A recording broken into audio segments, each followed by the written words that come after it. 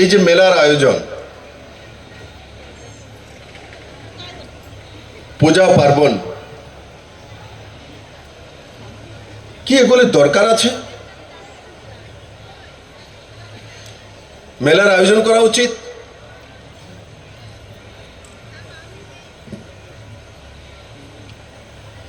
পূজা পার্বণ করা উচিত?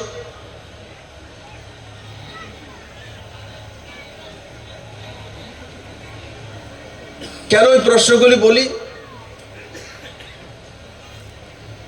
কারণ এক সময় এই প্রশ্নগুলি এই ত্রিপুরা রাজ্যের মধ্যে আসতো যে পূজা পার্বণের দরকার আছে কি, এই ধরনের মেলার আয়োজন করার দরকার আছে কি, এত টাকা মেলাতে আয়োজনে খরচা না করে কোনো গরিবকে চাউল বা শাড়ি কাপড় কিনে দাও, ঘর বানিয়ে দাও।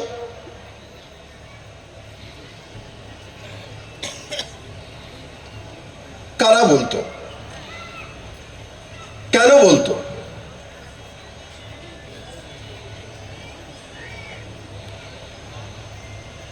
কারণ এখানে কমিউনিস্টরা দীর্ঘ সময় ক্ষমতাসীন ছিল, ওনারাই সেগুলো বিভিন্নভাবে প্রচার করত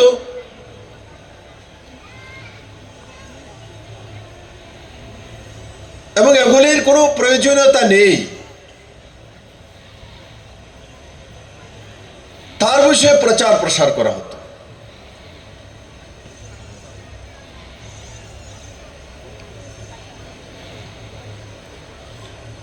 আজকে ভারতে রাম মন্দির নির্মাণ হয়েছে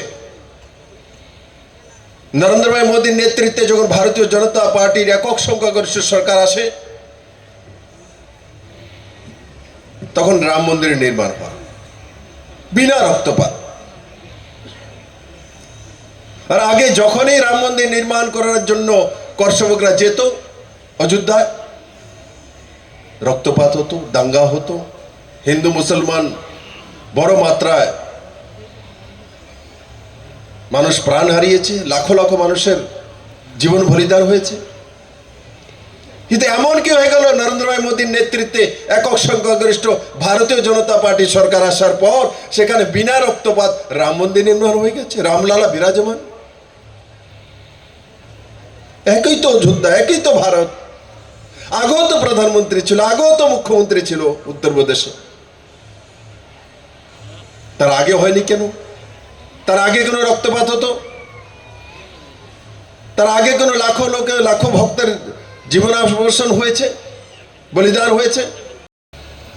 এখানে আমাদের জনজাতির মধ্যে বিশু,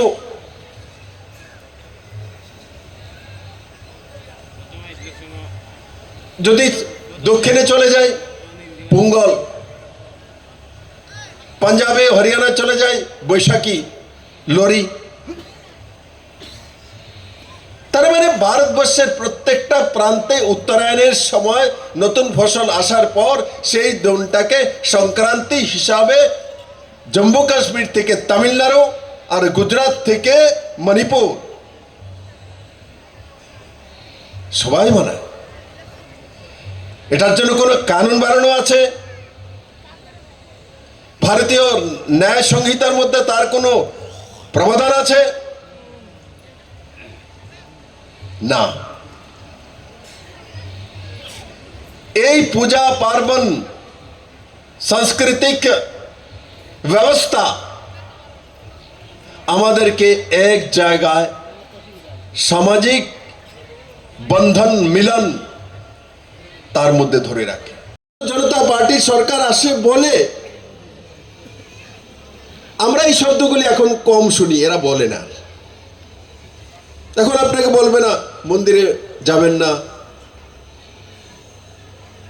পূজা পার্বণ করবেন না, গলায় মালা লাগাবেন না,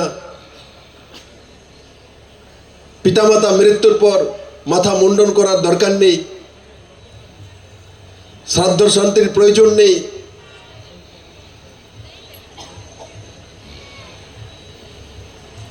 আজকে ভারতীয় জনতা পার্টির সরকার আছে বলে আমাদের কমিউনিস্টের বন্ধুরা এই কথাগুলি এখন বলে না আপনাদের সামনে। এখন আমি বলি এই মেলার কেন দরকার,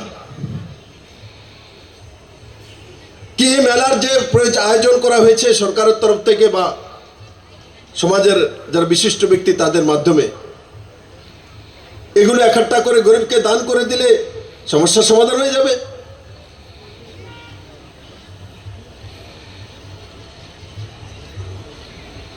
আমাদের পার্শ্ববর্তী দেশ বাংলাদেশে কি হচ্ছে,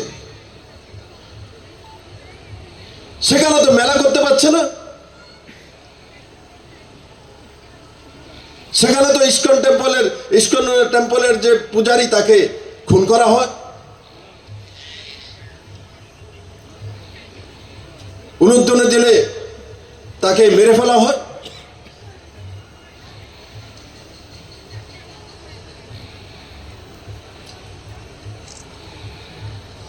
কই ওখানেও তো আমার কমিউনিস্টের বন্ধুরা গিয়ে সেই পরিবারগুলোর বাঁচানোর কোনো প্রচেষ্টা করে না, তার প্রতিবাদ করে না। দুর্গা প্রতিমার মূর্তি যখন ভাঙে এখানে কমিউনিস্টরা মিছিল মিটিং করে না।